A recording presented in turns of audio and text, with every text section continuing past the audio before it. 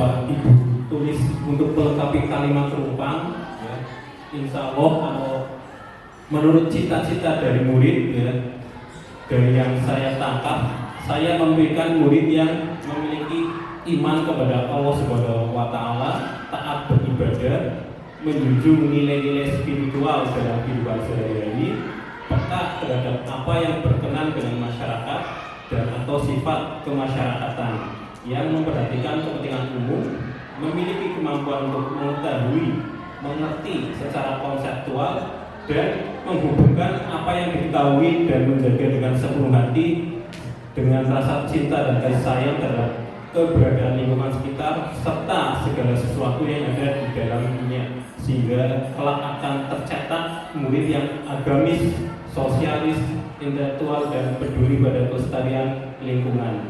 Ini adalah tugas saya, Bapak Ibu, kemarin waktu modul 1 itu nih Pak Aidi. Dan ini hari ini akan kita bahas secara bersama-sama dikaitkan dengan apa yang sudah Bapak Ibu tulis di kalimat penumpang. Saya percaya bahwa murid adalah pribadi yang unik, hebat, dengan bakat istimewa yang berbeda satu dengan yang lainnya. Saya setuju dengan teori Ki Hajar Dewantara yang mengatakan bahwa anak-anak hidup dan tumbuh sesuai dengan kodrat sendiri-sendiri.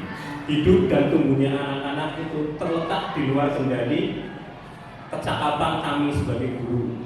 Tugas kami hanya menuntun hidup dan tumbuhnya kekuatan-kekuatan tersebut agar dapat memperbaiki lakunya, dasar tumbuhnya dan hidupnya. Karena sesuai dengan teori Convergen, anak diibaratkan sebagai kertas yang sudah ditulis penuh, tapi semua tulisannya itu suram. Kitalah pendidik yang berkewajiban dan berkuasa menebarkan segala tulisan yang suram dan berisi baik, yang berisi baik. Dari itu, cita-cita untuk murid yang pertama adalah kita memimpikan murid yang agamis, sosial, intelektual, dan kelestarian lingkungan sehingga mampu menghadapi tantangan zaman. Dua, kita percaya bahwa setiap murid terlahir berbeda atau unik dan mempunyai bakat dan minatnya masing-masing. Tugas kita sebagai pendidik yaitu menuntun murid untuk menggali dan menebarkan bakat dan minatnya secara optimal. Di sekolah kita akan mengutamakan pembentukan karakter dengan pembiasaan yang baik tanpa mengabaikan nilai kognitif dan psikomotorik anak tersebut.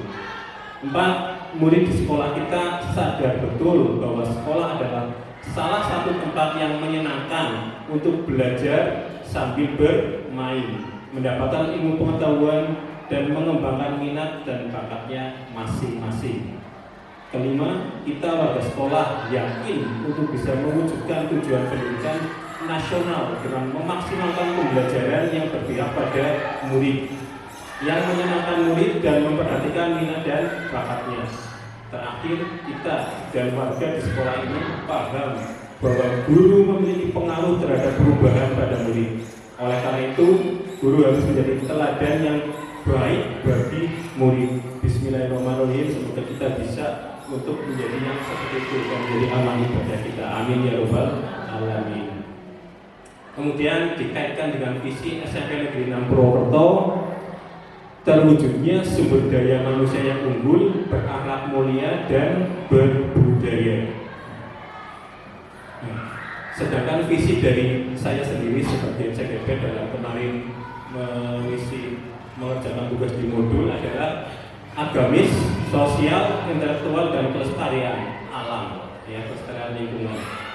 Atau secara visi sebuah kalimat menjadi mewujudkan murid yang memiliki nilai agamis, sosialis, intelektual, dan kelestarian lingkungan, disingkat ASIK.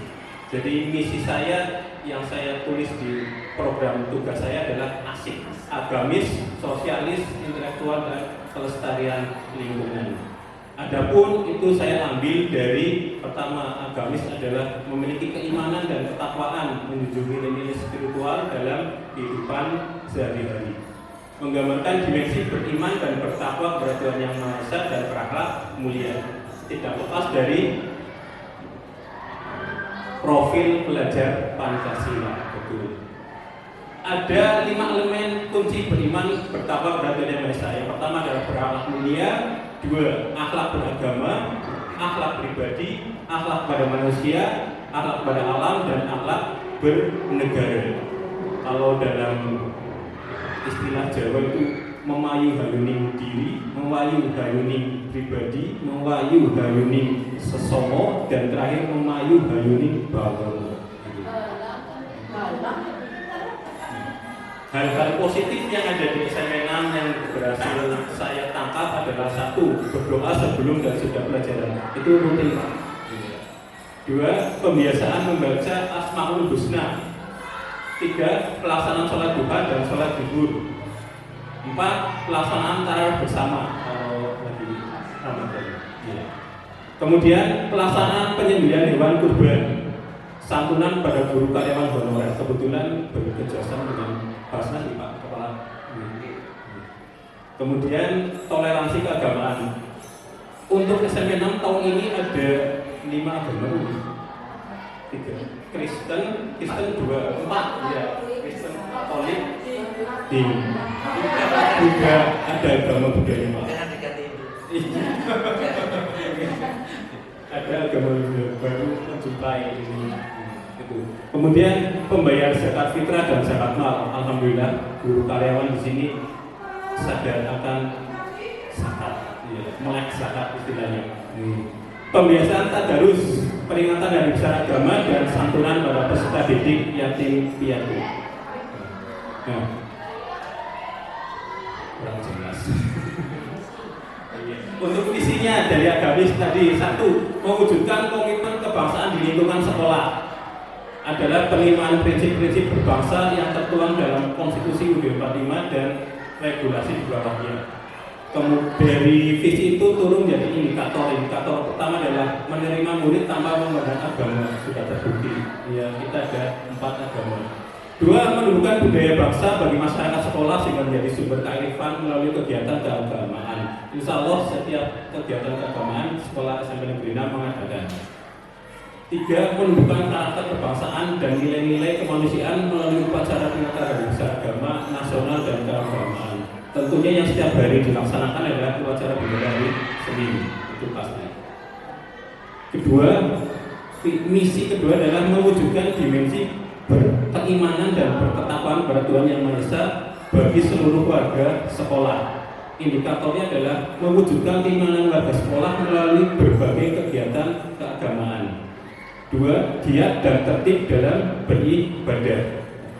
Untuk beribadah kita sudah terjadwal Pak, jadi setiap kalau duduk di atas untuk sholat.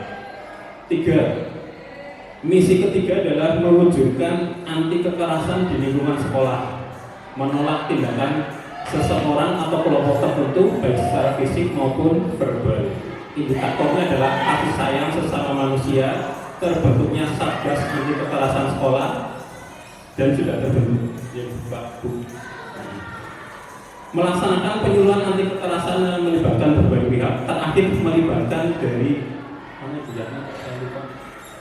penyuluhan anti kekerasan yang waktu di atas dari Polsek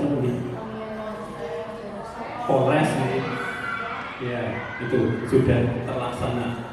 Kemudian menanamkan rasa kekeluargaan yang terintegrasi dalam pembelajaran dan pembinaan wali kelas. Jadi ada hari, biasanya hari Jumat, apa itu wali kelas melaksanakan pembinaan itu yang terjadwal, yang tidak pada saat pembelajaran semua guru juga melakukan pembinaan. Misi keempat adalah toleransi di lingkungan sekolah, menghormati penganut agama lain, menghormati ahli besar agama lain, tidak mengganggu peribadatan agama lain, menghormati orang yang lebih tua, menghormati pendapat orang lain, dan menghormati tamu yang datang ke sekolah. Itu adalah indikator untuk mencapai visi toleransi di lingkungan sekolah.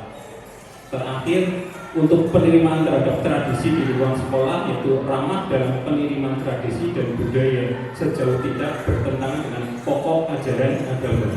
Indikatornya adalah menumbuhkan rasa memiliki dan melestarikan budaya nasional melalui ekstrakurikuler dan pentas seni. Ekstrakurikuler kita berjalan setiap harinya. Kemudian 2, melaksanakan program kain sutra.